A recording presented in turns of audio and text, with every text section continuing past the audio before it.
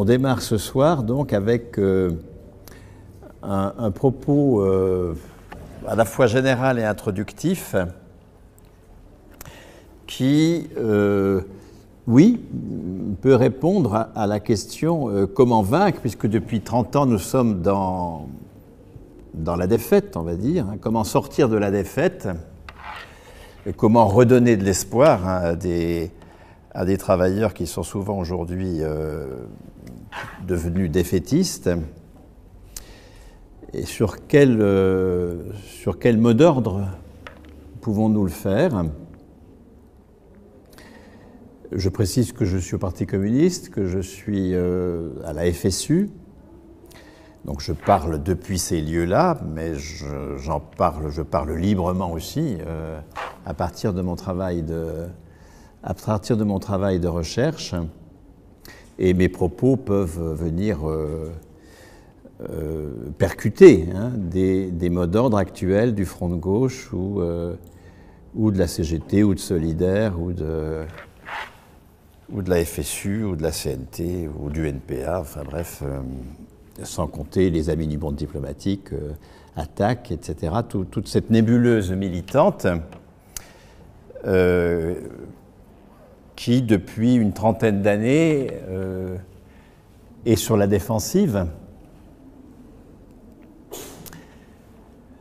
Et je pense que cette difficulté à renouer avec l'offensive a à voir, je ne dis pas que c'est la seule raison, mais a à voir avec une fausse lecture de 45. Et effectivement, cet entretien avec Patrick Zech, qui est un animateur de réseau salariat à Liège, et qui, comme entretien, se veut un ouvrage accessible et vraiment un outil de travail pour les militants.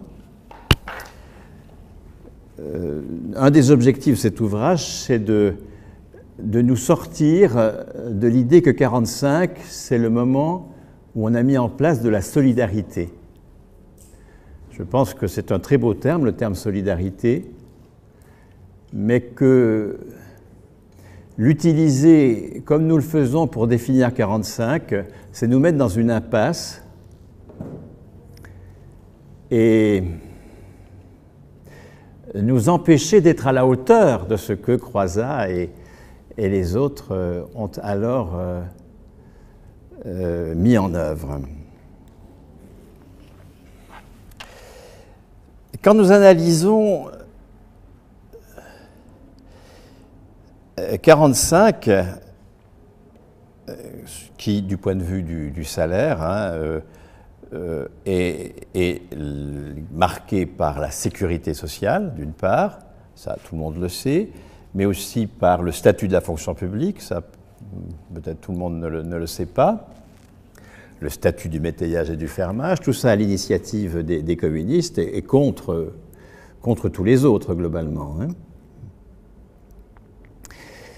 Dans une petite fenêtre de tir, entre novembre 45 et le printemps 47. Dans ce moment-là, ont été mises en place des institutions tout à fait considérables et encore aujourd'hui très vivantes, malgré les coups de boutoir des réformateurs depuis 30 ans et malgré notre grande difficulté à les promouvoir face aux réformateurs. Mais lire ces initiatives-là comme la mise en place d'institutions de solidarité, des services publics qui, parce qu'ils sont non marchands, permettent un accès plus démocratique à l'éducation, à la santé, des institutions qui permettent une solidarité entre les bien portants et les malades, entre les jeunes et les vieux, entre les célibataires et les chargés de famille, et un peu plus tard, à partir de 58, entre les chômeurs et les actifs occupés. lire ces institutions comme de la solidarité, c'est se tromper et c'est s'empêcher de les promouvoir aujourd'hui. Parce que si nous disons que c'est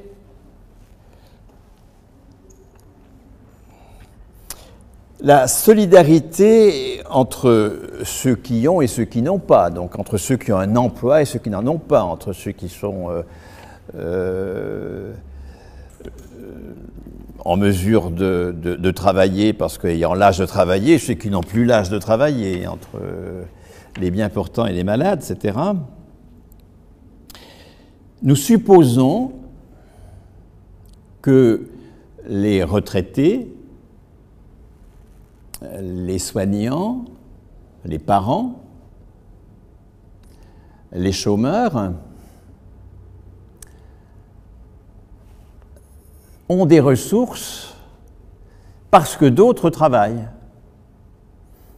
et que d'autres sont solidaires de personnes qui sont utiles. Personne ne niera que les retraités sont utiles, ou que les soignants sont utiles, ou que les parents sont utiles, ou que les chômeurs sont utiles, mais on va supposer qu'ils ne produisent pas et que s'ils ont des ressources, grâce à la sécurité sociale, qu'on va lire comme la satisfaction de besoins, la Sécu, c'est ce qui sert à satisfaire des besoins. Si donc ils ont des ressources et qu'ils peuvent satisfaire leurs besoins, c'est parce que d'autres travaillent, que d'autres produisent de la valeur. Et donc on va être condamné à chercher dans les gains de productivité l'origine de la sécurité sociale.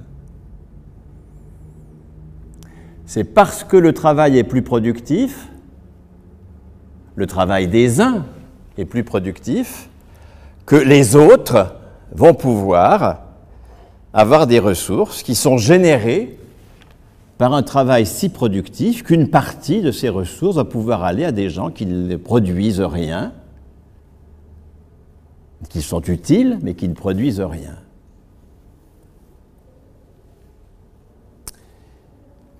Et on va dire aussi, s'agissant de l'administration, qui, elle, repose sur l'impôt, pas sur la cotisation, et là je suis dans cette deuxième grande dimension. La sécurité sociale, c'est Ambroise Croizat. Le statut de la fonction publique, c'est Maurice Thorez, qui est le ministre d'État qui met en place le statut de la fonction publique en 1946.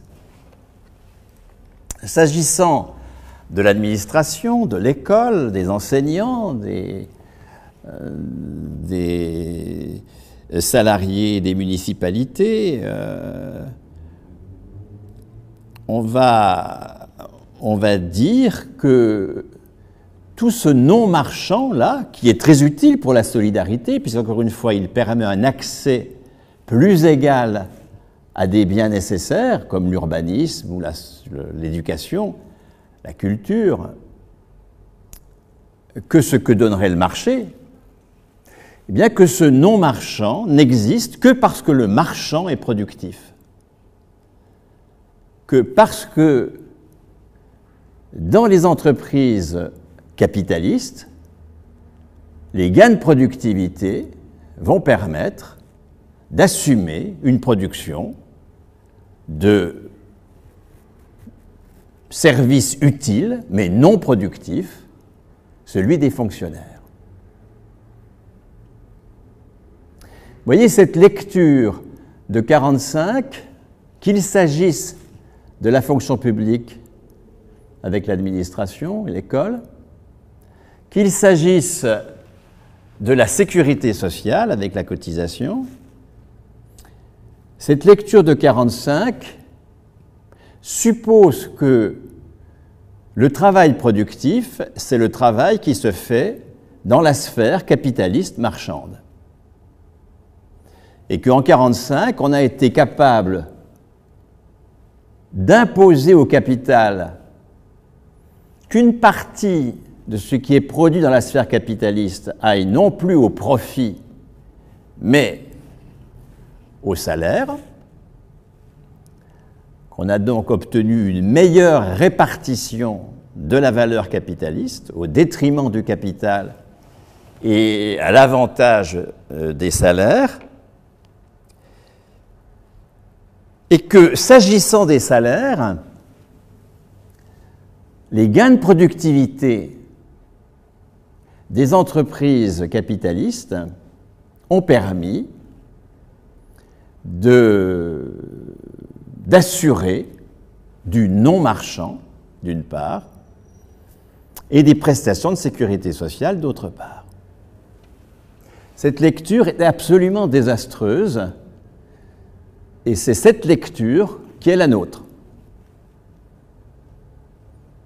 Je pense avoir décrit ce que les uns et les autres nous dirions s'il nous fallait définir les services publics et la sécurité sociale. C'est là-dedans que nous avons été éduqués, c'est comme cela que notre culture militante s'est construite, et c'est ce qui, aujourd'hui, nous rend totalement incapables de prolonger ce que Croizat et Thorez, je prends ces figures comme des figures emblématiques, comme le rappelait Jérémie, d'un mouvement, du mouvement ouvrier qui précède largement 1945 et qui va aller jusque dans les années 70, en gros, c'est depuis les années 80 que nous sommes dans la défaite.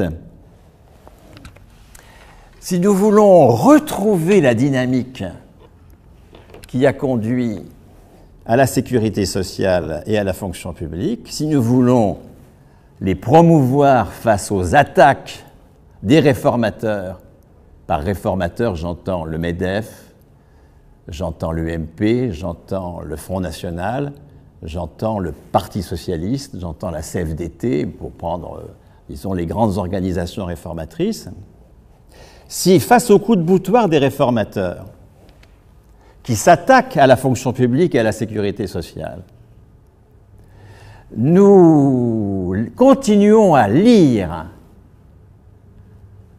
les services publics et la sécurité sociale comme une solidarité rendue possible par un rapport de force défavorable au patronat, d'une part, et par des gains de productivité, d'autre part, nous sommes foutus. Et nous le sommes.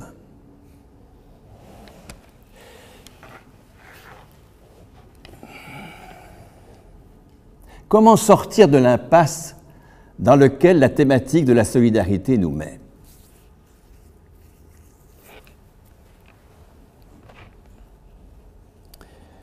Non pas en récusant le terme, je crois énormément à la solidarité. Mais en sortant de cette lecture de la solidarité comme une solidarité capitaliste. C'est-à-dire la solidarité de ceux qui ont vers ceux qui n'ont pas. Ça, c'est là. Laissons ça à la charité, si vous voulez. La solidarité dans le mouvement ouvrier, c'est pas ça, c'est la co-responsabilité. Je suis solidaire de toi, non pas parce que j'ai et que tu n'as pas. Je suis solidaire de toi parce que je suis avec toi co-responsable. Qu'est-ce que ça veut dire, cette affaire ?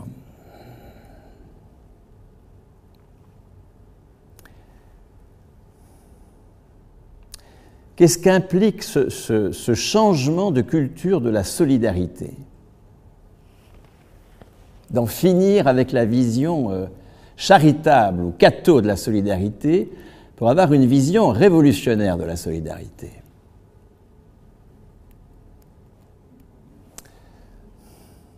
Ça suppose un travail d'abstraction que je vais faire là, brièvement, et qui constitue le premier entretien de cet ouvrage, parce qu'il faut aussitôt taper dans le dur, pas tourner autour de la difficulté. La grande difficulté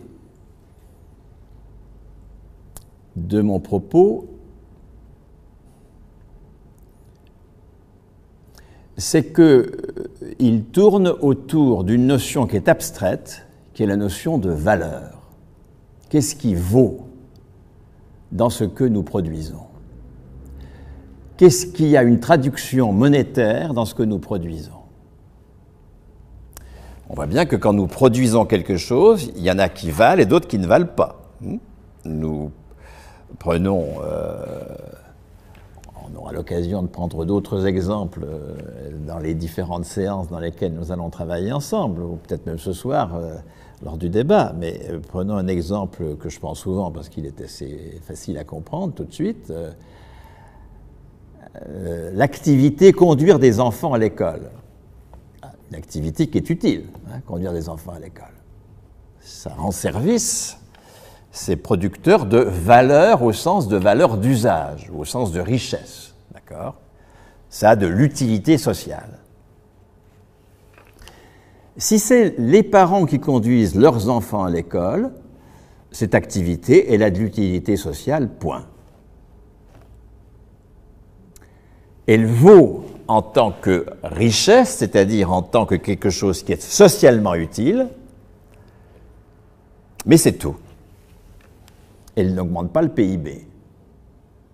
Elle ne vaut pas en tant que valeur économique évaluée par de la monnaie.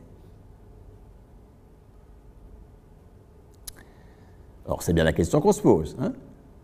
Quand on fait l'hypothèse que la Sécu, les services publics, c'est de la solidarité, on fait l'hypothèse que les retraités, les fonctionnaires, les soignants, les parents, les chômeurs ne produisent pas.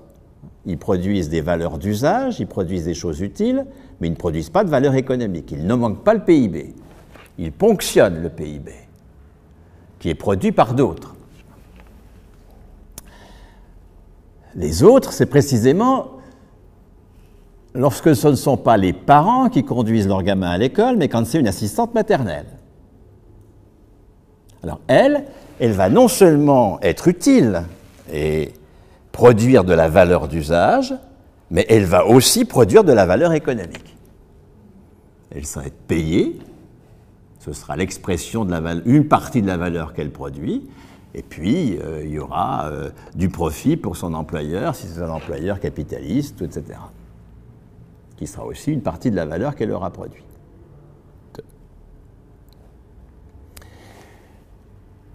Donc, lorsque je vais parler de travail et de production, je vais en parler dans ce sens-là. Les parents qui conduisent leurs enfants à l'école ne travaillent pas. Ils sont utiles. L'assistante maternelle qui conduit les enfants des autres à l'école, elle travaille. Non seulement elle est utile, mais elle produit de la valeur. La question est donc, est-ce que les retraités travaillent? Est-ce que les fonctionnaires travaillent? Est-ce que les soignants travaillent? Est-ce que les chômeurs travaillent? Est-ce que les parents travaillent? Notre réponse est non, puisque nous supposons que la Sécu et les services publics, c'est de la solidarité.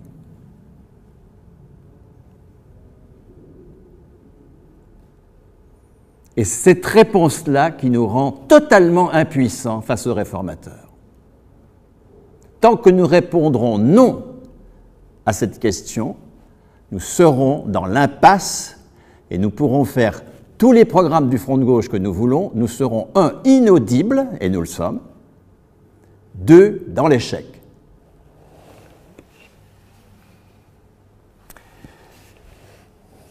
Ce qu'inaugurent Croizat et Thorez,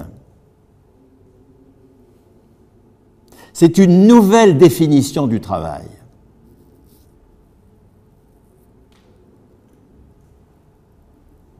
Qui dit que les fonctionnaires produisent de la valeur économique. Ce n'est pas simplement des parents qui conduisent des gamins à l'école, qui sont utiles. Ils ne sont pas simplement utiles, les fonctionnaires. Ils produisent de la valeur économique. Ceux que paye l'impôt produisent de la valeur économique. Autre façon de le dire, ce sont les fonctionnaires qui produisent l'impôt. Je répète, parce que c'est tout l'enjeu est là. Ce sont les fonctionnaires qui produisent l'impôt. Les fonctionnaires, ce n'est pas des femmes, si vous voulez. Qu'est-ce que c'est qu'une femme dans le machisme, la domination masculine? Une femme, c'est quelqu'un de très utile, mais pas de peau pour elle, elle n'est pas productive. Emmerdant, on n'y peut rien, pas productive. Ah, elle est utile! On va exalter son utilité, on va lui faire des petites chansons à la fête des mères. On va la laisser passer dans les portes. On va faire des grands poèmes à la gloire de la femme éternelle. Enfin, toutes ces merdes-là, d'accord? Lorsqu'on exalte l'utilité sociale de quelqu'un, c'est toujours pour la mauvaise cause. C'est parce qu'on nie qu'il produit de la valeur économique. Regardez aujourd'hui l'exaltation sur l'utilité sociale des retraités. Méfiez-vous quand on rend hommage à votre utilité sociale. C'est qu'on se prépare à vous casser la gueule. Qu'est-ce que c'est que le féminisme? Ben, c'est les femmes qui disent « on en a marre de la fête des mères ». Arrêtez de faire bosser nos gamins à l'école maternelle pendant 1 mois à coller des nouilles sur les boîtes de fromage pour la fête des mamans. On en a marre d'être utile. On veut être reconnu pour notre contribution à la production de valeur économique. On en a marre de laisser l'espace public aux hommes.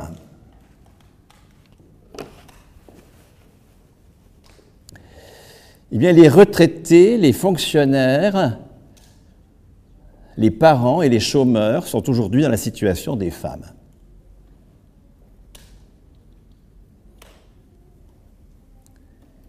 Et ils le sont avec notre complicité, parce que c'est comme ça que nous les définissons. Utiles, mais pas productifs. C'est-à-dire que nous nions la conquête majeure du mouvement ouvrier au XXe siècle, une autre définition du travail que sa définition capitaliste.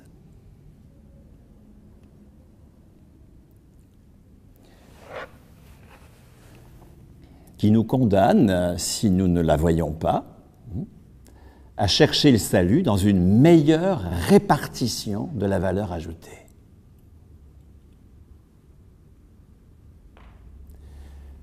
Dans une croissance de la valeur ajoutée par des gains de productivité.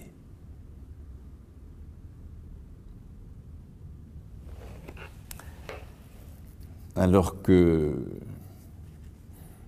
le PIB de nos pays, depuis 1945, il a augmenté par des lieux où il n'y a pas beaucoup de gains de productivité. L'éducation, la santé, la culture. Il n'y a pas énormément de gains de productivité. C'est par là qu'il a augmenté. Il n'a pas d'abord augmenté par la valeur capitaliste. Il a d'abord augmenté par la valeur créée par ceux que payent l'impôt et la cotisation. C'est d'abord ceux-là qui ont fait grandir la valeur parce que au lieu de produire l'éducation ou la santé dans la sphère capitaliste, on l'a produite d'une façon anticapitaliste, par des gens qui ont un salaire à vie, qui ne mettent en valeur aucun capital, qui ne produisent pas de marchandises capitalistes, qui ne sont pas soumis à la dictature du temps. Ils le deviennent avec les réformateurs. Les réformateurs introduisent les méthodes capitalistes de gestion des services publics, bien sûr. Mais la grande dynamique économique qu'ont connue nos pays dans ce qu'on appelle prétendument les 30 Glorieuses, c'est qu'elles ont connu une très forte croissance de l'impôt et des cotisations sociales. Dans le PIB de 1945, il y a extrêmement peu d'impôts et il y a très peu de cotisations sociales. Et puis pendant, enfin, on va dire dans le PIB de 1920 plutôt, voilà. Dans le PIB de 1920, il n'y a pratiquement pas d'impôts. L'impôt sur le revenu a été inventé en 1914. C'est tout à fait récent. Beaucoup de fonctionnaires sont des bourgeois qui ne sont pas payés. Ils sont là au XIXe siècle. Vous avez des tas de bourgeois qui tiennent des rôles dans la fonction publique, mais ils ne sont pas payés. C'est des rentiers qui assurent ce qu'assurent aujourd'hui les fonctionnaires.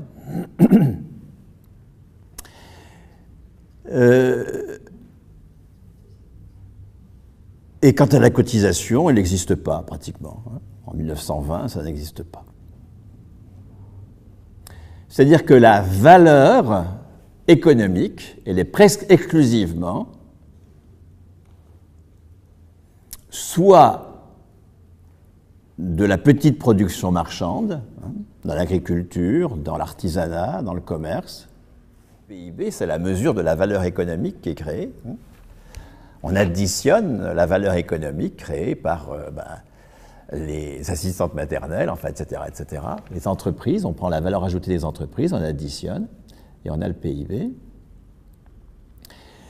Et la structure du PIB change complètement au cours du XXe siècle. Alors, le travail indépendant disparaît,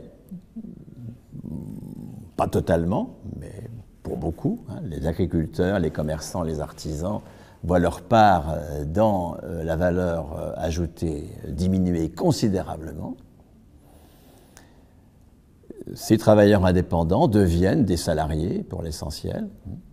Le mouvement n'est pas fini, c'est pour cela que vous avez des pressions énormes pour en finir avec les médecins comme travailleurs indépendants, les pharmaciens comme travailleurs indépendants, les notaires comme travailleurs indépendants.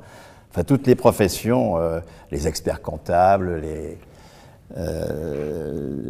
qui est-ce qui faisait grève encore là, il y a 15 jours, j'en oublie. Oui, les pharmacies, bon, j'ai donné, les notaires, bon. Bon. Toutes ces professions indépendantes, qui sont restées indépendantes parce que la loi interdit que des capitalistes soient majoritaires dans les sociétés d'exercice libéral.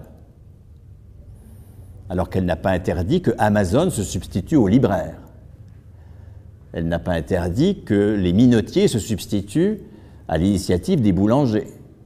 Elle n'a pas interdit que la ferme des 1000 vaches se substitue aux fermes indépendantes.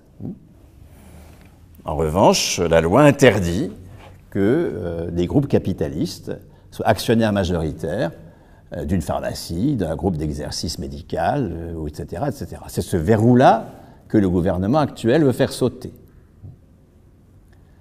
Parce que 15% du PIB est encore produit par des travailleurs indépendants, ça échappe au capital. Le capital ne se met pas en valeur dans l'activité des notaires, dans l'activité d'une série d'artisans aussi qui sont protégés, dans l'activité des médecins. Et il s'agit de faire sauter ce verrou. Et lorsque l'on veut noyer son chien, on dit qu'il a la rage. On va dire que c'est des gens qui sont trop riches, parce qu'ils ont un monopole et qu'ils pratiquent des tarifs invraisemblables. Et on va engager toute une campagne, qui est la campagne typique de l'extrême droite. Ah, si on supprimait les intermédiaires, c'est comme cela qu'on a supprimé les commerçants pour faire des grandes surfaces, avec les beaux résultats que l'on sait. Un urbanisme, tous les débuts de nos villes commencent par cet urbanisme épouvantable de la série de grandes surfaces et des espèces de machins qu'on accroche autour. Une disparition des travailleurs indépendants du commerce et surtout, d'une manière tout à fait dramatique, une baisse massive des salaires et des salariés de la grande distribution, et surtout des producteurs qui se font imposer des prix absolument invraisemblables. Le capitalisme, et l'extrême droite en est l'expression la plus pure du capitalisme, le capitalisme, c'est la baisse des prix pour faire baisser les salaires. Toute revendication de baisse des prix est une revendication d'extrême droite.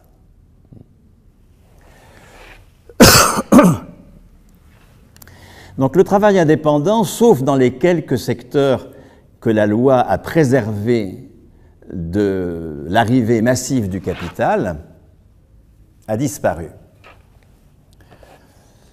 Mais ce qui est tout à fait intéressant, c'est que la croissance du PIB ne s'est pas faite d'abord par la croissance de la valeur capitaliste. Ce n'est pas d'abord dans les entreprises capitalistes que le PIB a augmenté. En tout cas, jusque dans les années 80. La croissance du PIB a été le fait de travailleurs qui ne sont pas des travailleurs indépendants, sauf exception, les médecins, tous les soignants conventionnés qui sont payés par la sécurité sociale, donc ça reste quand même très important. La sécurité sociale a été un lieu de préservation du travail indépendant considérable chez les soignants.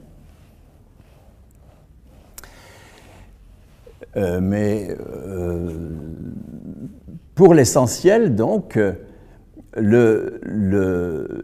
pas pour l'essentiel, mais pour la majeure partie, la dynamique la plus importante de la croissance du PIB entre 1930 et 1980, c'est la hausse de la part qui est produite par les fonctionnaires et par la sécurité sociale.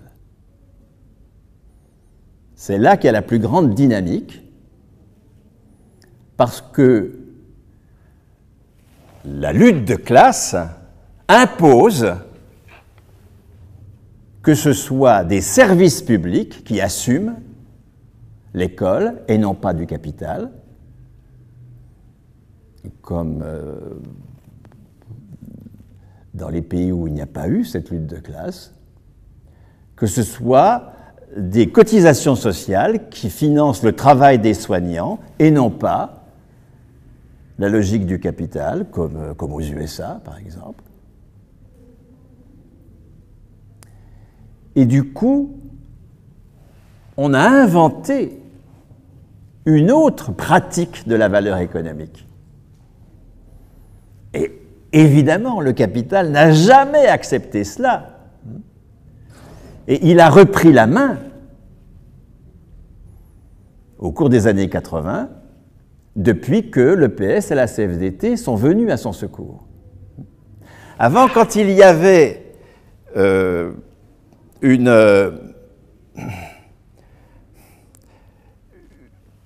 dynamique anticapitaliste partagée par toute la gauche et par la majorité du mouvement syndical, le capital a perdu la main.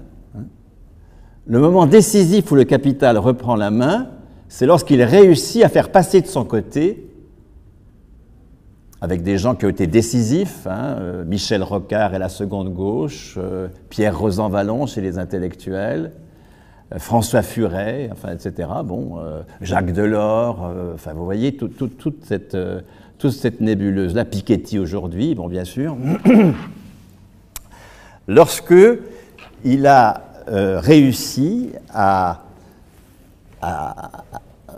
faire des alliés, et aujourd'hui c'est éclatant, ça a été moins éclatant, ça s'est construit progressivement, aujourd'hui c'est absolument éclatant bien sûr, à se faire des alliés chez une partie de ceux qui jusqu'ici avaient soutenu une alternative à la production capitaliste de la valeur. Soutenu parfois du bout des dents, ce sont des socialistes qui ont éliminé les communistes en 1947, bien sûr, évidemment. Mais enfin, on peut dire qu'il y avait une relative cohérence qui a complètement sauté depuis 30 ans. dans tous les pays de l'Europe occidentale.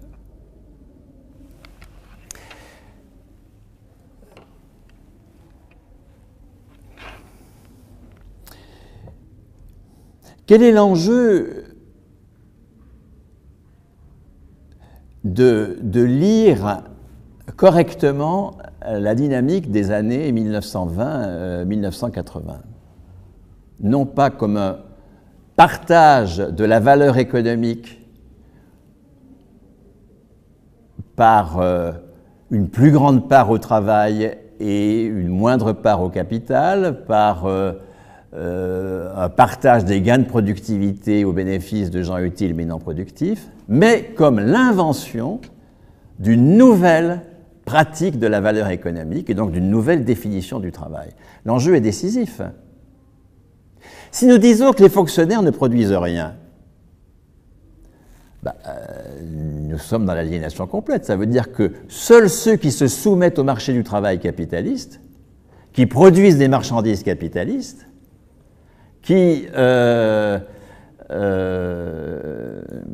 sont soumis à la dictature du temps, dans la mesure de leur production, de la valeur de leur production, dont l'investissement est financé par les marchés financiers, seuls ceux-là produisent de la valeur.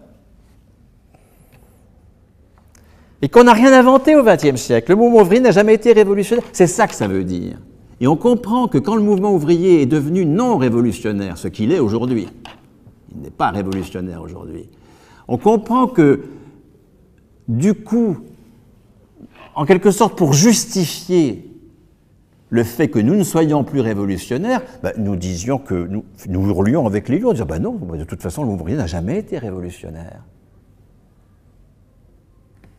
Il a tout juste pu, dans un rapport de force favorable, alors là, on défile tout le baratin, mais entièrement faux, d'un patronat qui avait perdu la main parce qu'il avait collaboré, etc., etc., des âneries historiques monumentales.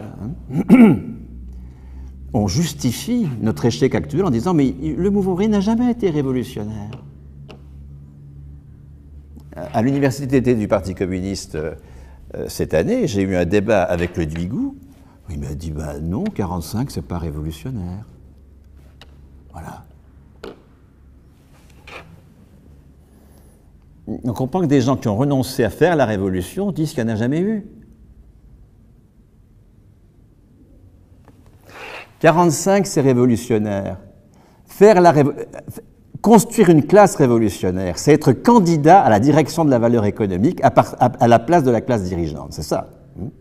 Une classe révolutionnaire, c'est une classe qui est candidate à diriger la valeur économique à la place de la classe dirigeante. Entre 1920 et 1970 à peu près, il y a une classe révolutionnaire en France qui est candidate à la direction de la valeur économique à la place de la classe dirigeante. Il ne se bat pas pour mieux répartir la valeur capitaliste. Moi, je suis un militant tout à fait discipliné. Je participe à des manifs. La solution, une meilleure partage des richesses. Je me dis, quand est-ce qu'on va arrêter de dire des conneries? Taxons le capital.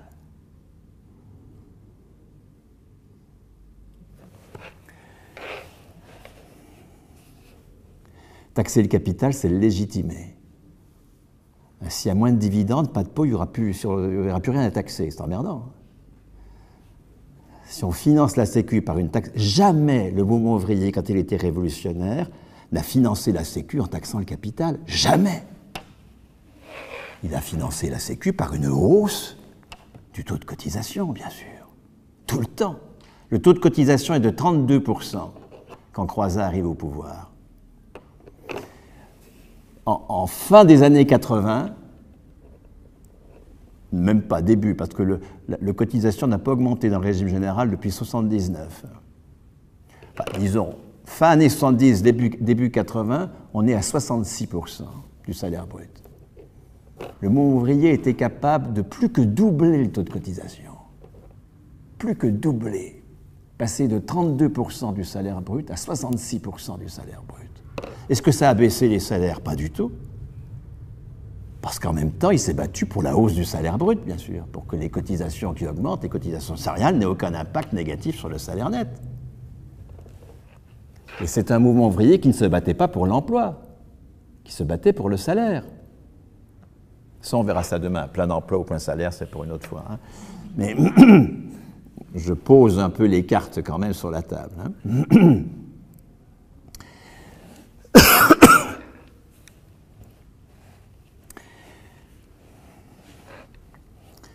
« 45, ce n'est pas la capacité de piquer du profit au capital.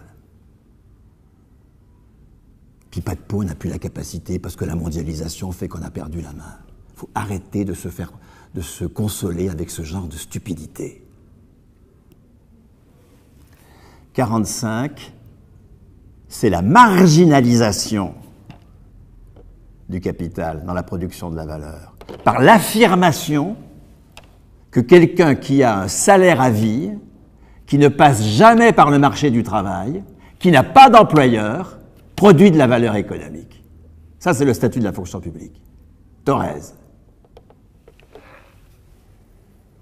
Salaire à vie.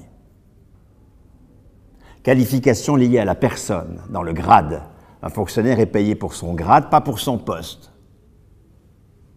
Jamais de passage par le chômage. Bien sûr que les réformateurs depuis 30 ans essayent d'en finir avec tout ça, évidemment, mais ils ont bien du mal.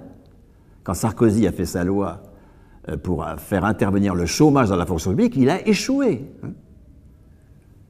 Je parle de la fonction publique d'État, parce que, hélas, dans la fonction publique territoriale, les maires sont des employeurs. Ça, c'est une catastrophe, hein, ça c'est sûr. Dans la fonction publique d'État, il y a un salaire à vie sans employeur. Un vague employeur qui est l'État. Enfin, personne, le supérieur hiérarchique ne peut pas me dire « je t'embauche, je te licencie ». C'est impossible. Il ne peut pas bouger mon salaire parce que je ne lui plais pas. C'est impossible. Le fonctionnaire d'État est payé pour son grade. C'est pour cela que les réformateurs veulent en finir avec la fonction publique d'État et multiplier la fonction publique territoriale. Et ensuite casser la gueule à la fonction publique territoriale. C'est ça le programme. Il est clair, il est simple, ils annoncent en plus ce qu'ils veulent faire, donc on n'a pas besoin d'aller chercher, décrypter des projets, ils sont explicites. Hein. Le problème, c'est qu'on est hébété devant cette affaire. C'est ça la question. On est tétanisé. Ou génial, l'un ou l'autre. Nos tracts, 95% de plaintes, de dénonciations. L'alternative, rien, jamais. Les 5 lignes qui restent, peut-être. Assez vagues. Et toujours sur le futur, jamais en s'appuyant sur le passé. Puisque le passé est lu à contresens.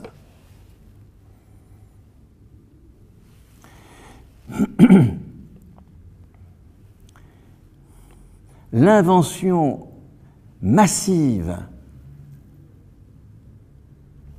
du statut de la fonction publique de Thorez, c'est de dire qu'il n'y a pas besoin de passer par le chantage à l'emploi pour être reconnu comme producteur. Dans le capitalisme, il faut passer par le chantage à l'emploi pour être reconnu comme producteur.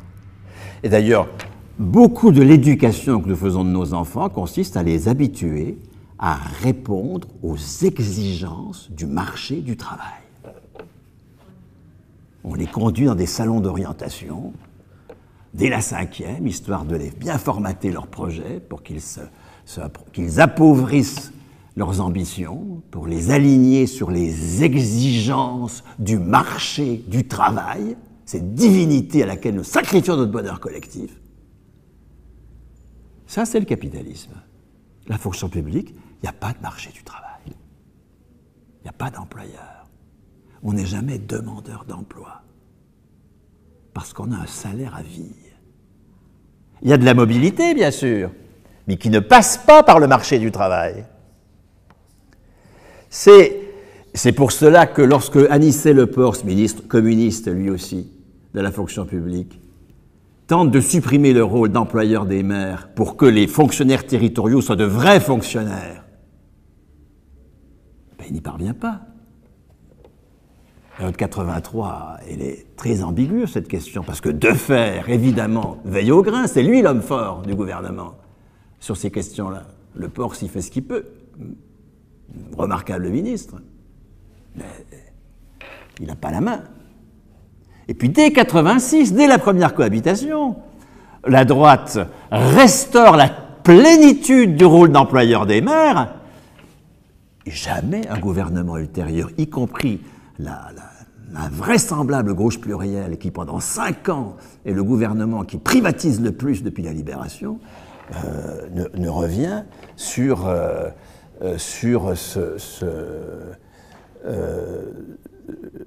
ce qui fait que les fonctionnaires territoriaux ne sont pas vraiment des fonctionnaires. Parce que si vous avez un employeur, vous n'êtes pas fonctionnaire. Un fonctionnaire n'a pas d'employeur. Un fonctionnaire a un grade. Et ce grade, c'est un attribut de sa personne. Vous voyez que si nous lisons ce que fait Thorez pour ce qu'il fait, et non pas pour ce que le récit des vainqueurs en fait, bien sûr, l'histoire est écrite par les vainqueurs. Les ministres communistes disparaissent vite de la circulation, oui. Mais si nous-mêmes sommes porteurs de cette histoire, qui vole l'histoire populaire, j'ai vu ici qu'il y avait des bouquins qui essayent de restaurer l'histoire populaire des Alpes-Maritimes. C'est très important de restaurer l'histoire populaire. Elle est toujours volée par la classe dirigeante. La classe dirigeante nous vole 45. Et la preuve qu'elle nous le vole, c'est que nos organisations racontent du pipeau sur 45. Tellement nous sommes aliénés à ce récit, tellement il est fondamental pour une classe dirigeante. Ça s'exprime Gramsci. Réfléchissons bien aux écrits de prison de Gramsci. Gramsci, c'est le secrétaire général du plus puissant parti communiste d'Europe occidentale, entre les deux guerres, parti italien. Il est en tôle. Mussolini est au fait de sa popularité. Il ne peut pas se consoler en disant, comme nous avons dit en 2010, après l'échec des retraites, on a perdu, d'accord, mais on a gagné la bataille des idées. Enfin, ce slogan monstrueux qu'on a été capable de tenir. Gramsci ne peut pas se réfugier à cette affaire. Il a perdu la bataille des idées. Et justement, c'est ce qu'il va théoriser. Il va réassumer le concept d'hégémonie. Et il va dire une classe dirigeante est dirigeante tant qu'elle est hégémonique, c'est-à-dire tant qu'elle convainc ceux qu'elle domine de son récit du réel.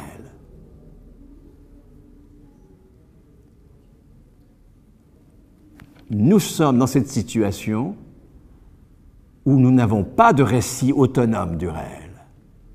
Notre récit du réel, c'est celui de nos maîtres, qui nous disent « mais il n'y a que dans la logique du capital qu'on produit de la valeur ». Si on n'est pas dans la logique du capital, marché du travail, actionnaire, crédit par les marchés financiers, mesure de la valeur par le temps, on est utile. Mais parce qu'on ne produit pas de valeur, on dépend de la productivité de la sphère capitaliste et on dépend de la solidarité entre les productifs et les improductifs. Ça, c'est le récit de nos maîtres qui disent « Vous n'avez rien inventé au XXe siècle. Vous n'avez jamais fait la révolution et vous ne la ferez jamais. Il n'y a de valeur que capitaliste. Tout ce que vous pouvez faire, c'est, dans certains moments favorables, comme ça, 1 ou 2 ans par siècle, nous piquer une partie du profit. Ok, bon, on le récupère après de toute façon. Et puis tout ce que vous pouvez faire, c'est bosser pour que les gains de productivité permettent de réduire le temps d'emploi, d'augmenter la durée de la retraite, de payer des gens utiles mais non productifs. Or, c'est hélas notre récit, le nôtre aussi. Alors que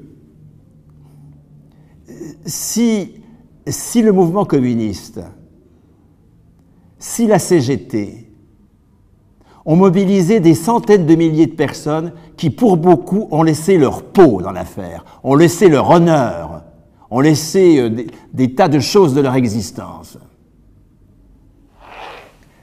ce n'était pas pour grappiller des parts sur le capital. C'était pour imposer une autre pratique de la valeur que la pratique capitaliste. C'était pour définir le travail autrement. Et dire que des gens qui n'ont pas d'employeurs, pas d'actionnaires, pas de prêteurs, qui financent l'investissement sans prêt, sans crédit, qui ont une mesure de la valeur autre que celle du temps de travail. Ces gens-là produisent de la valeur économique. On peut produire en étant libéré de la pratique capitaliste de la valeur. Et on produit déjà le tiers du PIB aujourd'hui. 150 milliards du PIB est produit par les fonctionnaires. 550 milliards du PIB est produit par les retraités, les soignants, les parents et les chômeurs. C'est les cotisations sociales. 550 plus 150, 700, pour un PIB de 2000 milliards. Donc c'est quoi retrouver l'offensive? C'est produire 2000 milliards sans actionnaires, sans marché du travail, sans crédit et sans mesure de la valeur par le temps. On en produit déjà 700. Vous voyez que nous avons là un enjeu absolument décisif. Hein? Si nous disons que, mais non, les 700 milliards de l'impôt qui payent les fonctionnaires et des cotisations qui payent les retraités, les soignants, les parents et les chômeurs, mais c'est quelque chose qui est piqué sur la valeur produite par les autres. Et on est d'accord, parce qu'on est pour la solidarité. On retire même le mot piqué. Et on va même se battre dans nos tracts pour dire que ce n'est pas des charges. Mais on peut très bien récuser le mot charge et raisonner comme si c'était des charges. Si on dit les retraités ont des pensions qui relèvent de la solidarité intergénérationnelle, ben nous disons donc que la cotisation vieillesse, c'est une charge. Les retraités sont à la charge des actifs occupés, que je sache. Le nombre de gens qui disent « Ah mais moi je... Ah non, non, mais Bernard, moi non, dès que je vois le mot charge dans un tract, je le barre, je mets cotisation. » Et alors, si tu penses que le retraité a une pension au titre de la solidarité intergénérationnelle, tu considères que la cotisation retraite, c'est une charge, que le retraité ne produit pas la pension qu'il reçoit.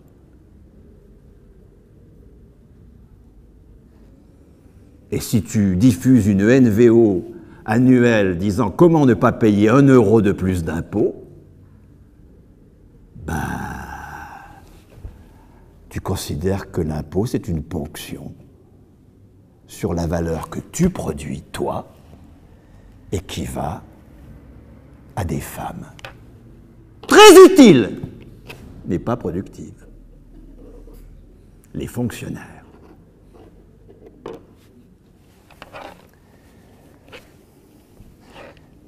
Tous les... Écoutez, Croizat est mort à 50 ans, d'accord? Il n'est pas mort à 80 ans. Totalement épuisé.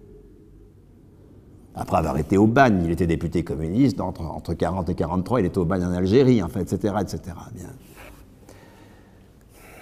Encore une fois, ne faisons pas mourir une seconde fois les militants qui ont créé les institutions dont nous vivons aujourd'hui, en disant que ce n'était pas révolutionnaire.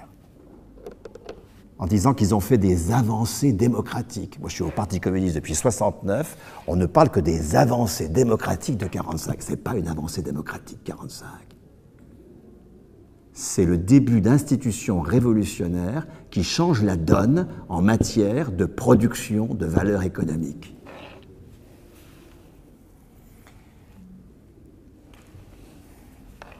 pourquoi nous sommes aujourd'hui incapables d'être victorieux sur les retraites. Pour la même raison que nous sommes incapables d'être victorieux sur la fonction publique.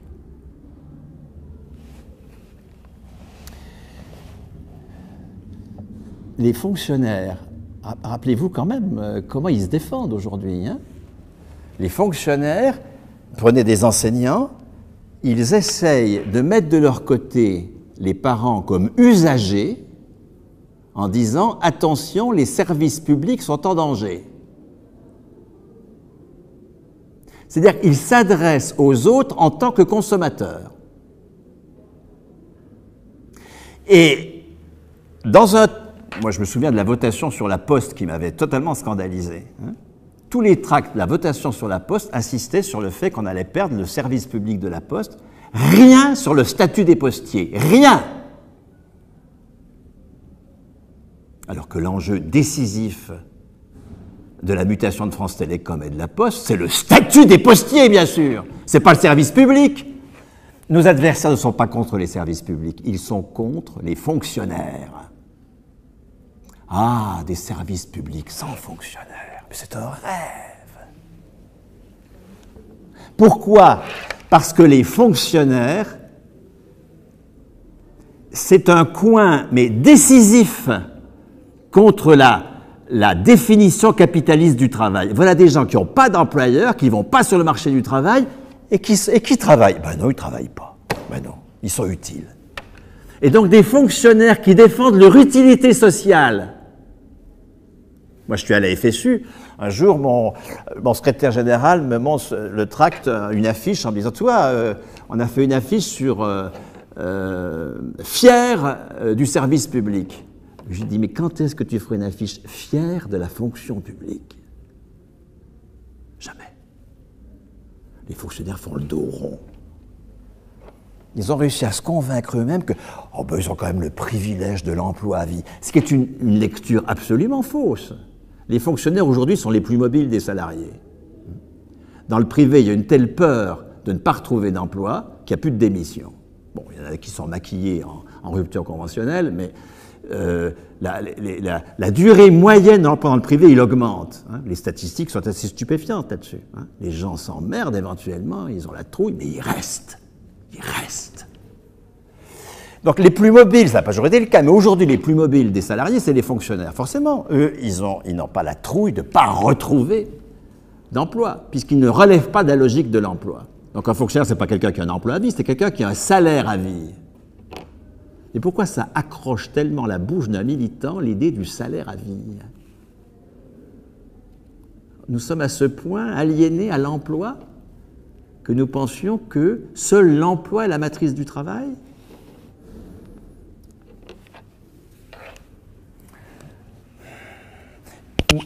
Mais j'ai mes contradictions, même, comme parent. Hein. Bon, quand j'ai un gamin de 20 ans qui n'est pas encore sur le marché du travail, quand il a 20 ans, 25 ans, ça commence déjà à être inquiet. 30 ans, mais apprends à te vendre, enfin. Vous voyez, hein? Notre aliénation. Alors que, Dieu merci, aujourd'hui, des tas de jeunes, et parmi les plus éduqués, ne veulent pas du marché du travail.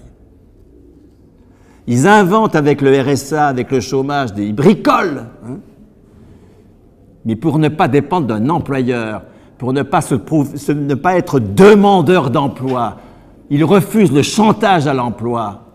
Ils cherchent des formes moins subordonnées de travail. Mais c'est à ceux-là qui sont absents, d'ailleurs, ici, ce soir, pour l'essentiel. Hein, mais j'y suis habitué. Hein. Mais ils n'étaient pas absents du tout hier à Bruxelles, j'étais dans un lieu alternatif, là il n'y avait que des trentenaires. C'était passionnant aussi. Hein.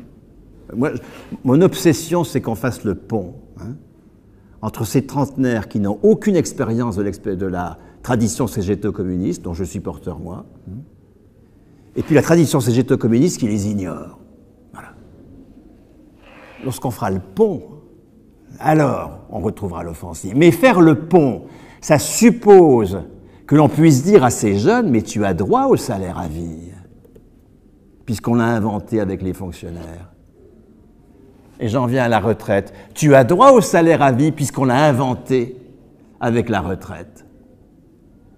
Quel est le but de la réforme en matière de retraite?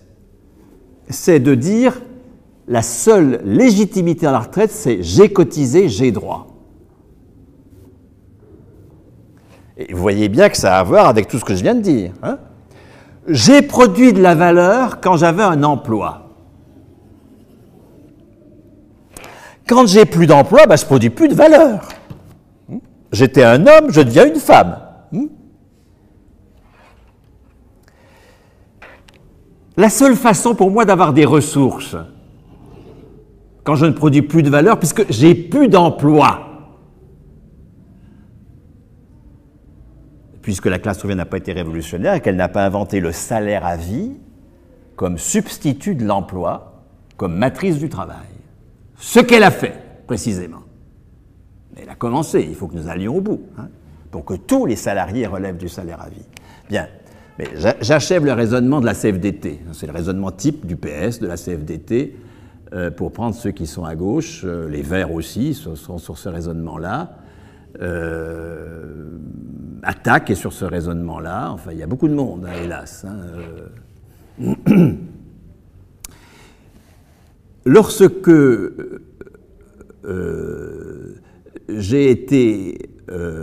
lorsque je suis retraité, je ne suis plus productif.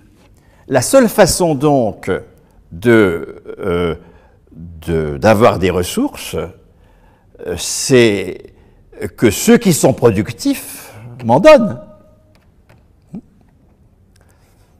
Et quand j'ai oublié le Parti communiste est sur cette position-là. Hein. Solidarité intergénérationnelle. Ça veut donc dire que ceux qui sont actifs aujourd'hui sont les seuls productifs, d'accord? Et les retraités n'étant pas productifs, il faut bien qu'ils aient des ressources qui viennent du travail des autres. Ah oui, mais c'est solidaire. Parce que quand j'ai été actif moi-même, j'ai été solidaire des retraités et j'attends d'un pacte social. J'ai encore été saisi hier par un journaliste de l'UMA Dimanche d'une demande d'entretien où je dois montrer que la Sécu c'est un pacte social. Vous pensez bien que je n'ai pas fait cette démonstration-là. J'espère que ce sera publié dans le numéro la semaine prochaine de l'UMA Dimanche, je vous y renvoie. Hein, mais il y a eu un pacte social, d'accord, qui fait que on attend bien sûr de la génération nouvelle qu'elle fasse ce qu'on avons fait nous avec la génération ancienne. Lecture absolument capitaliste du réel. On ne produit que quand on est soumis au capital, et quand on ne l'est plus, on n'est plus productif. Alors que, la fonction publique nous dit, bien sûr que non. On produit lorsque l'on est dans une situation de salaire à vie, et la retraite nous dit la même chose. Le mouvement ouvrier s'est battu autour des termes fétiches qui sont taux de remplacement. La retraite, ça doit remplacer le salaire. 75% du brut, c'est-à-dire 100% du net, si je sais compter. Ça va? À 55 ans. Je cherche encore quel est le congrès de la CGT qui a décidé qu'on passait de 55 à 60. Il n'y en a pas eu un seul. Le dernier congrès de la CGT qui est causé retraite, c'est celui de 95 qui dit 55 ans. Mais depuis, jamais les adhérents n'ont été invités à redéfinir que c'était 60. C'est pas du tout une initiative démocratique, cette affaire. Hein. Mais je ne veux pas désigner à la vindicte publique des dirigeants. Les dirigeants sont tout à fait à la mesure des adhérents. C'est pas ça, c'est pas le problème des dirigeants. C'est le problème que les adhérents eux-mêmes. Moi, je participe à toutes les manifs de retraités. J'étais encore à la dernière. C'est terrible, le 30 septembre. Hein? Droit à une retraite décente. Vous vous rendez compte? Je suis plus productif. On va quand même pas me tuer. J'ai droit à une retraite décente. C'est exactement la même chose que les femmes au foyer. Quand on était dans le salaire d'appoint, vous vous rappelez? Vous avez un salaire d'appoint, les femmes. Hein? Quand est-ce que les retraités vont être aussi vindicatifs que les féministes? Quand est-ce qu'ils vont accepter ce mépris fondamental qu'il y a à exalter l'utilité sociale de quelqu'un en niant qu'il contribue à la production de valeur économique?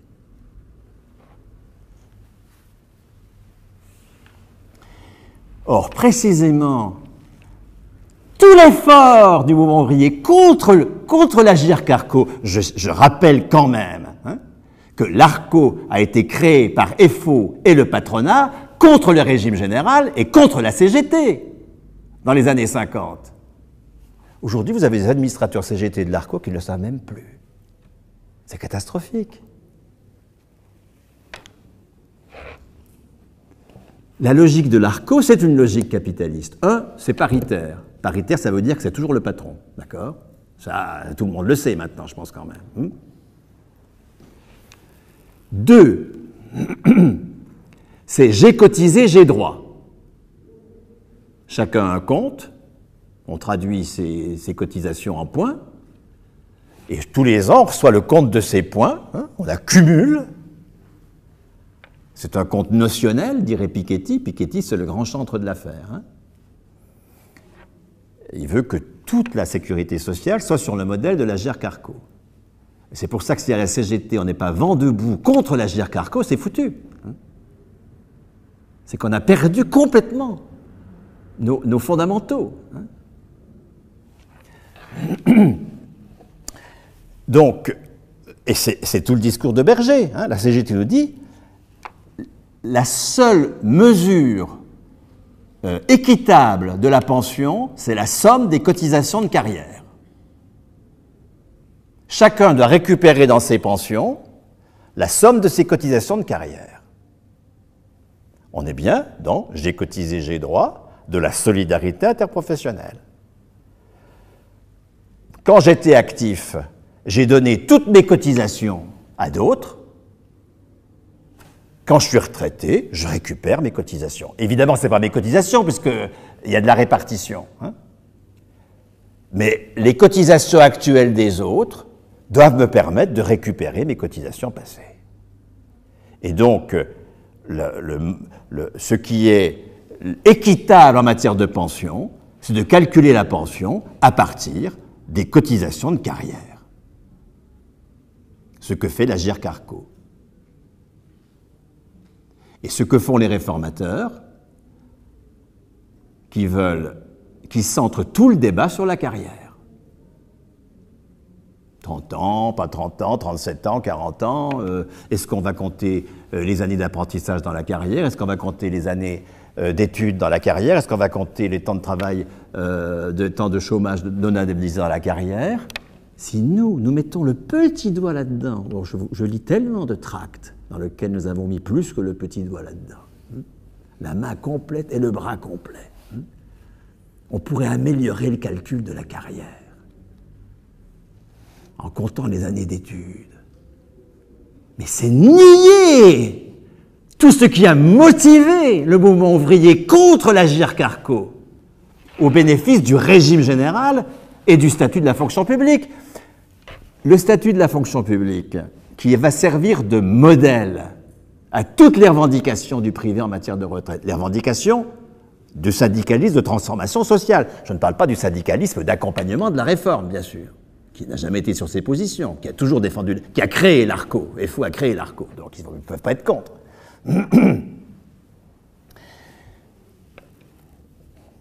L'Arco n'existe que parce que le salaire pris en compte dans le régime général est plafonné. Sinon, l'Arco n'existerait pas. Qui se bat aujourd'hui à la FSU, à la CGT, à Solidaire, à la CNT contre le plafond? Personne.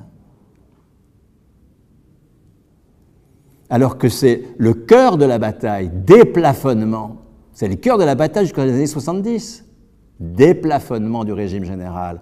La CGT est absolument contre l'Arco. Et la revendication constante, c'est déplafonnement du régime général. Le régime général doit attribuer la pension sur la totalité du salaire, et non pas sur le salaire sous plafond.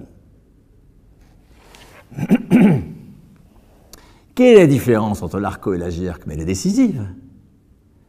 Entre l'Arco et l'Agirc d'un côté et le régime général ou celui des fonctionnaires de l'autre. c'est que la référence, ce n'est pas la somme des cotisations, la référence, c'est le meilleur salaire dont on doit obtenir 100%. 100% du meilleur salaire. C'est ça. Ça veut dire le salaire doit être du salaire à vie. Lorsqu'on entre en retraite, on n'est pas libéré du travail. On va au contraire enfin pouvoir travailler parce qu'on est libéré de l'emploi. On n'a plus besoin de passer par le marché du travail pour être payé. Toutes les enquêtes de sociologie avec les retraités sur leur rapport au travail vont toutes dans le même sens. On n'a jamais été aussi heureux de travailler. On n'a jamais autant travaillé. Je parle de ceux des retraités qui ne sont pas dans la survie, hein, c'est-à-dire les hommes, hein, pour l'essentiel. La retraite moyenne des femmes, 900 €. Hein. La retraite moyenne des hommes, 1600 €.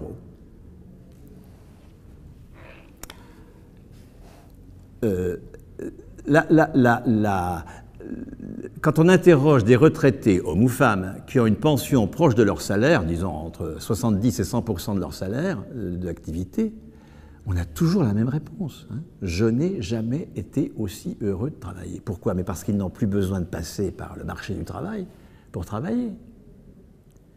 Ils n'ont plus besoin c'est-à-dire pour produire de la valeur économique reconnue par un salaire. Ils ont enfin un salaire à vie. Hein. Donc, toute la bagarre, ça a été salaire à vie pour la retraite. Et c'est pour ça que les réformateurs, depuis Rocard, ça a commencé avec Seguin en 87, d'accord? Et ensuite Rocard, livre blanc. De toute façon, dès que vous avez une saloperie, il y a toujours Rocard derrière. Hein, c'est le penseur en chef de la réforme. Bon. Rocard et Delors, il faut toujours les mettre ensemble, c'est le même tonneau, ces gens-là même. Delors, c'est les ANI, hein, les accords nationaux interprofessionnels. C'est caricature de démocratie, mais cette perversion de l'esprit public, hein, qu'est l'accord national interprofessionnel, contre lequel il faut se battre comme des chiens, et d'abord commencer à ne pas y participer. Hein. C'est au MEDEF sur un texte du MEDEF, toujours. Hein. Les syndicats ne peuvent qu'amender à la marge le texte patronal. Et on prétend que c'est de la négociation. Il n'y a jamais de texte syndical dans une négociation interprofessionnelle. Jamais, c'est interdit. Bon, c'est pas la négociation, ça. C'est le MEDEF qui a la règle du jeu en permanence. Donc ça, il s'agit évidemment de s'en débarrasser de ce genre de... Notre agenda militant pourrait déjà gagner du temps si les militants ne passaient pas leur temps à négocier avec le patronat sur des trucs où on est sur la défensive, où on perd toujours quelque chose de toute façon, hein, ou à dénoncer les accords, etc. Enfin, il y en a mieux à faire. Hein. Donc, mais j'en reviens à la retraite. Les réformateurs, qu'est-ce qu'ils font? Ils veulent supprimer les 75%, ils veulent supprimer le salaire de référence. Ils ont déjà passé des 10 meilleures années aux 25 meilleures, et la CFDT fait une campagne permanente pour que ce soit toute la carrière, et pas simplement les 25 meilleures années. C'est-à-dire qu'il s'agit de mettre la carrière, le travail passé, les cotisations passées au cœur de la retraite. C'est-à-dire, encore une fois, de lire 45 comme de la solidarité, et non pas comme l'invention d'un nouveau rapport au travail. Les retraités produisent leur pension, dès lors que c'est du salaire. Et quand je vois des mots d'ordre, la pension doit être à un niveau décent, je suis absolument scandalisé. La pension doit être la continuation à vie du salaire, du meilleur salaire. Et en supprimant les annuités du calcul, ça, c'est une avancée que n'avait pas fait le mouvement ouvrier quand il était à l'offensive. Il n'a pas pu aller jusque-là. Mais il faut bien sûr supprimer les annuités. Si la contrepartie de la pension qu'ont les retraités, c'est leur travail actuel, ben, il n'y a aucune raison qu'on calcule leur pension en fonction de la durée de leur travail dans l'emploi. C'est une concession à la logique du capital dont il faut se débarrasser. Imaginez quelle va être la pension des femmes lorsque on va obtenir, mais pour l'obtenir, il faut commencer par le revendiquer, ce que nous ne faisons pas. lorsque l'on va obtenir que la pension se soit à 55 ans, 100% du meilleur salaire, quelle que soit la durée de cotisation. Nous n'aurons plus la différence homme-femme.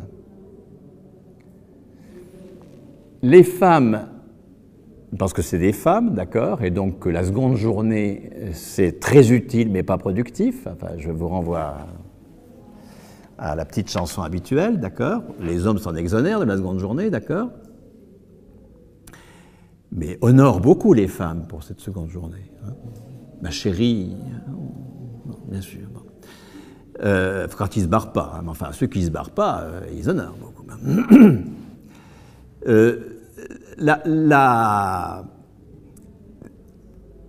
Les femmes, à cause de la seconde journée, bien qu'elles aient des diplômes supérieurs aux hommes, elles sortent de l'école plus diplômées que les garçons, pour des raisons qui ont été analysées d'ailleurs, mais enfin ça c'est pas mon domaine, je n'aurai pas causé de ça, elles ont une carrière de moins de qualification puisqu'elles ont en gros un salaire à 60 ans qui est inférieur de 20% à celui des hommes. Miracle de la retraite, le salaire de 20% en moins devient une pension de 40% en moins. L'origine du miracle est simple, c'est le fait de prendre en compte la durée de cotisation.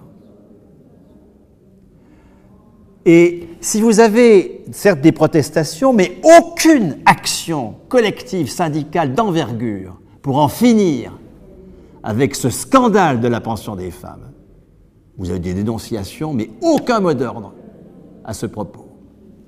C'est parce que la seule façon d'en finir avec cela, c'est de supprimer les annuités dans le calcul de la pension. C'est-à-dire que si vous sortez un tract en disant « retraite à 55 ans, à 100% du meilleur salaire, quelle que soit la durée de cotisation », vous ne pouvez pas balancer le tract sans faire de la politique. Parce que celui qui va lire ce tract, il va dire « mais t'es fou ». Et c'est là qu'il va falloir que vous causiez et que vous fassiez de la politique, automatiquement, que nous fassions de la politique. Pour dire, mais la pension, telle que des générations de militants l'ont construite contre l'Agirc-Arrco, ça n'est pas la contrepartie du travail passé. Et c'est pour ça que ça devait être dès 55 ans. À 55 ans, on a encore plein d'années devant ça. Mais justement, c'est déjà bien tard pour se libérer de l'emploi à 55 ans. Dès 55 ans, il s'agit non pas d'entrer dans une vie de loisir après une longue carrière de travail. Moi, j'ai 68 ans, j'ai aucune envie de me trouver tous les jours dans une grande vie de loisirs. J'en ai rien à cirer. Et j'espère bien être jusqu'à ma mort contributeur de la valeur économique comme tout le monde. De même que les femmes ont commencé à récuser le fait qu'on nie qu'elles soient contributrices de la valeur économique. Aujourd'hui, nous admettons que les retraités ne contribuent pas à la valeur économique. Vous vous rendez compte la violence qui est faite aux retraités en disant « Ah, vous êtes utile, mais vous ne contribuez pas à la valeur économique. » Vous vous rendez compte? Moi, j'entends bien contribuer à la valeur économique jusqu'à ma mort, et donc être payé jusqu'à ma mort. Et c'est ça qui a mobilisé les militants dans les années 50, 60, lorsqu'ils conquièrent une hausse massive des cotisations retraite. Vous croyez que ça s'est fait comme ça? Parce que c'était l'époque qui voulait ça, parce que le patronat était dans les choux. Le patronat n'a jamais été dans les choux. Et l'époque n'a jamais voulu ça. Il y a eu des organisations décidées à faire en sorte que le salaire soit à vie et non pas lié à l'emploi. Voyez donc, mais du coup je dessine un tout petit peu les pistes d'une offensive. Hein. Les pistes d'une offensive, c'est nous battre pour faire le lien entre tous ces trentenaires qui cherchent dans la galère du RSA à échapper au marché du travail, leur dire « mais vous avez droit au salaire à vie » parce qu'il a déjà été conquis pour les retraités et pour les fonctionnaires. pas assez encore pour les retraités. Il faut supprimer les annuités dans le calcul des pensions. Alors que notre axe, c'est comment ajouter des années aux annuités dans le calcul des annuités. Oui. Nous sommes entièrement piégés. On se croit progressiste parce qu'on dit on va compter les années d'études dans les annuités, mais on est entièrement réactionnaire.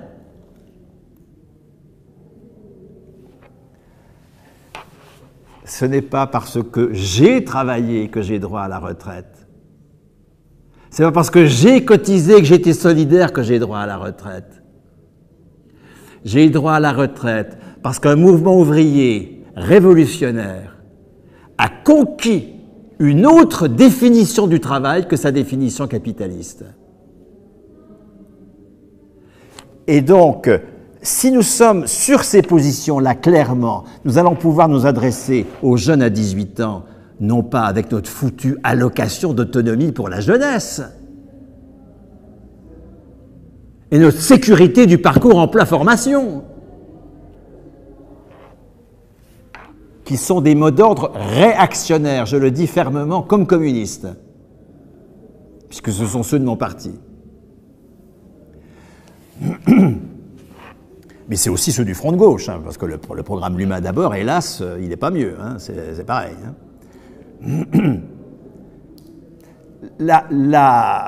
Je précise tout de suite, je vote basse commune, hein, d'accord, hein. Je ne m'emmerde pas à être oppositionnel dans le Parti communiste, ça ne sert à rien tout ça, hein, je vote basse commune, d'accord, bien. Pour les initiés comprendront ce que je veux dire. Bon, les autres, tant pis pour eux, mais enfin, ceux qui sont communistes sauront ce que je veux dire. La base commune, c'est la base présentée par la direction du parti, lors des congrès. C'est le texte que présente la direction. Moi, je vote toujours le texte que présente la direction. Voilà. Ensuite, j'ai fait mon boulot, d'accord? C'est ce que je fais ce soir, d'accord? Il n'y a que ça qui est efficace. Je n'ai pas essayé de convaincre Laurent qu'il faut changer le programme. Ça ne sert à rien, je ne le convaincrai jamais. Je suis dans sa section, d'ailleurs, dans le 20e arrondissement. Mais ça ne sert à rien, c'est pas ça la question.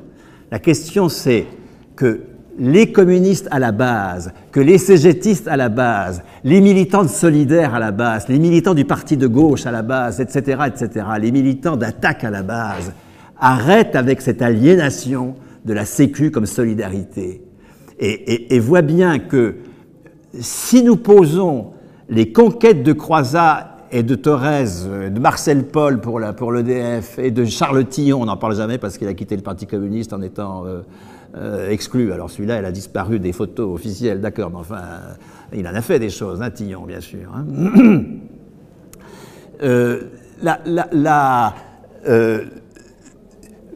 Ce qu'ont fait tous les militants, que ceux-là, dont ils étaient l'expression politique en vue, ce qu'ont fait tous ces militants, c'est inventer une autre pratique du travail qui repose sur le salaire à vie, qui repose sur le fait qu'on est copropriétaire d'usage de son lieu de travail, le fait qu'on ne fait pas appel au crédit. Vous voyez que si nous revendiquons du crédit public, nous sommes dans une revendication absolument réactionnaire. Qu'est-ce que fait la cotisation? Je termine là-dessus. Hein. Ce que fait la cotisation, prenez par exemple l'hôpital, la cotisation maladie. La cotisation, elle se substitue au crédit pour financer l'investissement.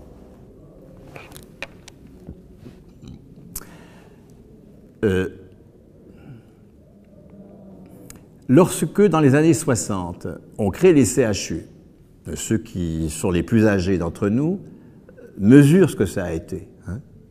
Dans les années 50, l'hôpital, c'est encore un mouroir, hein, avec une terreur populaire. Surtout pas, l'hôpital, on en sort les pieds devant. Et vous avez une formidable sanitarisation de l'appareil de soins, alors qui est discutable par ailleurs. Je connais tous les discussions sur la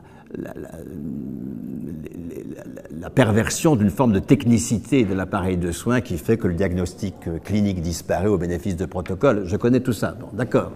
Mais il n'empêche que il y a eu un progrès énorme dans la production de santé dans les années 60.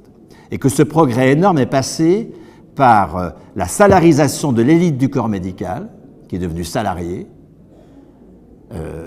à l'hôpital, par le lien entre l'hôpital et l'université, donc création des centres hospitalo-universitaires,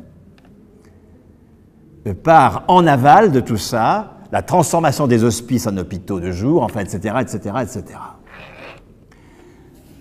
Aujourd'hui encore, les CHU, les CHR sont les plus gros employeurs des communes où ils se trouvent. Cette formidable sanitarisation s'est faite moyennant un investissement considérable. Tous ceux qui travaillent dans un CHU ou qui y vont comme patients voient bien que c'est une usine. Hein.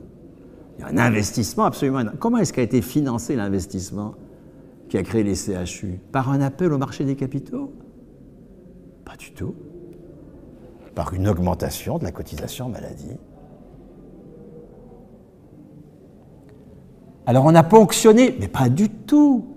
La cotisation, elle ne ponctionne sur rien. La cotisation, elle a reconnu la valeur nouvelle qui était créée par le travail des soignants. Et aujourd'hui, les soignants contribuent pour 10% au PIB. Plus que les agriculteurs, 6%, enfin, etc., etc. Bien plus que l'automobile, etc., etc. Bien plus que l'armement, enfin, etc., etc. Bien. Or, cette contribution des soignants au PIB est le fait de gens qui travaillent sur un outil qui n'a pas été financé par la propriété lucrative, qui n'a fait appel à aucun crédit, fût-il public. La cotisation maladie augmentée va à des caisses qui subventionnent l'investissement. Subventionner l'investissement, c'est supprimer le crédit. En quoi c'est absolument décisif de se battre pour la suppression du crédit et non pas de se battre pour le crédit public. Se battre pour le crédit public, pour le public de crédit, en fait, etc. Le fait que la BCE puisse financer les dépenses publiques, en fait, etc., etc. Revendication dont je dénonce le caractère réactionnaire par rapport à ce qui a été créé avec la cotisation sociale, pas réactionnaire en soi, hein, par rapport à ce qui a été créé avec la sécurité sociale. Ça montre l'effondrement idéologique dans lequel nous sommes depuis 30 ans, ce type de revendication.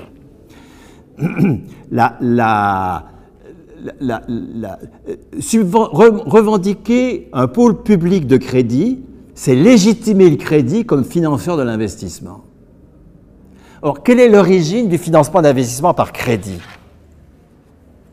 Nous produisons 2000 milliards par an. Ça, c'est la valeur ajoutée, telle qu'elle est calculée par la somme des valeurs ajoutées des entreprises, des services publics, etc. Ces 2000 milliards sont appropriés pour 35% par des propriétaires lucratifs. 700 milliards de profits. Les propriétaires directs, les actionnaires, les prêteurs. Aujourd'hui, beaucoup les prêteurs, puisque la centralisation financière du capital fait que le prêteur empoche une grosse partie du profit, plus que le propriétaire direct éventuellement. Et de toute façon, ces 35% sont piqués sur notre travail. Alors, après nous avoir piqué 35%, les propriétaires nous prêtent. Je te pique, je te prête. Tu me rembourses. Tu me rembourses avec un rendement de 15%, alors que le PIB augmente de 2%. Moi, je veux 15%. Sinon, je ne prête pas. L'origine du crédit pour financer l'investissement, c'est la prédation capitaliste. C'est nous qui produisons l'investissement. Chaque année, nous avons 2000 milliards et les 400 milliards seulement qui vont à l'investissement.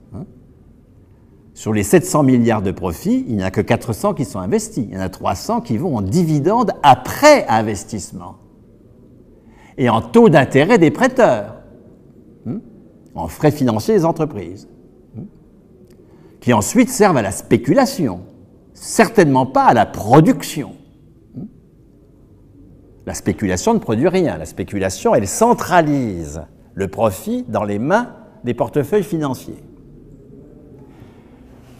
300 milliards du profit est une ponction absolument parasitaire du capital. Mais les 400 milliards qu'ils nous prêtent, ils ne nous les prêtent que parce qu'ils nous l'ont piqué. Ces 400 milliards, c'est nous qui les produisons. Il n'y a aucune raison que nous légitimions le crédit pour financer l'investissement. L'investissement, il est financé de deux façons. Il est financé par attribution au renouvellement du matériel qui produit, du matériel qui peut être immatériel au demeurant, ça peut être un logiciel, bien sûr, hein. Enfin, au renouvellement de l'outil de travail. On ne consomme pas tout dans la consommation finale, une partie de ce qu'on produit va au renouvellement du travail. Il le faut, il ne faut pas qu'on consomme tout, il faut bien attribuer une partie de ce qu'on... Mais c'est nous qui le produisons, il n'y a aucune raison qu'on nous le prête, on vient de le produire. Et puis la deuxième financement de l'investissement, c'est la création monétaire. Pourquoi? Parce que l'investissement, ce n'est pas simplement le fait de renouveler l'outil de travail à partir d'une partie de la valeur qu'on est en train de produire. C'est aussi faire un pari sur l'avenir. Et créer des investissements, l'investissement net, comme on dit, des investissements qui excèdent ce que l'on est en train de produire en produisant une création monétaire qui anticipe la valeur qui va être produite grâce à cet investissement. Ça va? Vous pigez le raisonnement? Le financement de l'investissement se fait soit en affectant une partie de la valeur qui est produite, ça on comprend ça je pense, hein, au renouvellement de l'outil et non pas à la consommation finale, parce qu'il faut bien renouveler l'outil et affecter une partie de ce qu'on produit au renouvellement de l'outil. Mais ça ne suffirait pas. Une partie de l'investissement, c'est aussi une anticipation sur une valeur nouvelle qui va être créée grâce à un investissement nouveau qui va générer une valeur nouvelle. Et on anticipe cette valeur, qui va mettre des gens au travail, d'accord, lesquels vont générer. L'investissement ne génère aucune valeur, bien sûr. Hein, il n'y a que le travail qui génère de la valeur. Et voilà, on anticipe, c'est un pari sur l'avenir, la création monétaire, on anticipe la valeur nouvelle qui va être créée par une création monétaire. Mais il n'y a aucune raison que cette création monétaire se fasse par crédit. Je voudrais quand même que... Moi, je suis triste hein, qu'au front de gauche, nous soyons tellement en désarroi intellectuel que ces questions-là, archi simples, et si on les développait vraiment, mais on pourrait entraîner des adhésions considérables. Moi, je le vois bien concrètement, cela. Hein. Quand je vois le nombre de dieux qui s'éveillent lorsqu'on dit ces choses extrêmement simples, c'est de l'espoir qui renaît. Hein. Des portes qui s'ouvrent. Il n'y a aucune raison de créer de la création. Comment se fait la création monétaire aujourd'hui? C'est par des prêts bancaires. Donc, vous voyez, le capital, il nous ponctionne à la fois en prenant une partie de ce que nous produisons, d'accord, en ce moment, et en nous obligeant à rembourser la monnaie qui reconnaît la valeur que nous allons produire demain. Alors qu'il n'y a aucune raison de rembourser la monnaie qui reconnaît la valeur que nous produisons, aucune. Voilà de la monnaie qui enrichit sans raison le prêteur. Et c'est pas compliqué à faire des tracts qui expliquent tout ça, d'accord? Et qui nous sortent de l'impasse dans laquelle nous sommes avec notre foutu pôle public de crédit.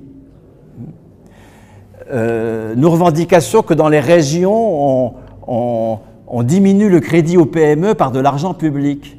Vous vous rendez compte? Ça veut dire qu'on enrichit les actionnaires des banques avec de l'argent public pour diminuer le taux de crédit aux PME. Et on en fait gloire. Moi, j'ai lu, hélas, des comptes rendus d'activité des élus front de gauche dans les régions. Nous avons baissé le taux d'intérêt aux PME. En donnant la banque demande 8%, ah ben non, ce sera 4% pour la PME, et puis la région donne 4% à la banque. Ben c'est ça qu'on fait, c'est ça que font nos élus. Et ils le font en toute... c'est là que je parle d'effondrement idéologique, d'accord? Je ne les mets pas en cause, ce sont des gens remarquables, etc. C'est pas... vraiment, il faut que ce soit clair, je ne suis pas là pour donner des leçons. Nous ne pourrons sortir du marasme dans lequel nous sommes avec une perte d'élus à chaque élection en disant « ben non, c'est pas une perte aussi grosse que ce qu'on disait ». Alors, il y a des trucs dans l'UMA, au lendemain d'élection, tarabiscotés. On essaie de nous convaincre qu'on n'a pas paumé, enfin bon, alors qu'on paume tout le temps depuis 30 ans. Nous ne pourrons sortir, mais ce que je dis là, ça vaut aussi pour le NPA, les anards, le Front de gauche dans sa généralité, le Parti de gauche et tout ça, nous sommes pris dans le même reflux, hein, bien sûr. Nous ne pourrons sortir de ce marasme que si nous assumons le caractère révolutionnaire de ce qui a été créé en 1945 étant, comme tu le rappelais, une date emblématique d'un mouvement qui a été beaucoup plus long, sur des dizaines d'années, bien sûr. On ne fait pas de choses comme ça, il n'y a pas de grand soir en matière révolutionnaire, hein, bien sûr, c'est un long travail de mobilisation. Et une des clés décisives, c'est de voir que nous pouvons, en augmentant la cotisation, qui ne sera en aucun cas une ponction sur quoi que ce soit, qui sera la reconnaissance d'une valeur alternative à la valeur capitaliste. En augmentant massivement les cotisations, en affectant à la cotisation ce qui est aujourd'hui affecté aux dividendes. Il ne s'agit pas de taxer les dividendes, il s'agit de les supprimer, c'est tout à fait différent. Donc de nous battre pour la propriété d'usage des entreprises, en étant fidèles à notre histoire, nous avons toutes les clés pour retrouver l'offensive.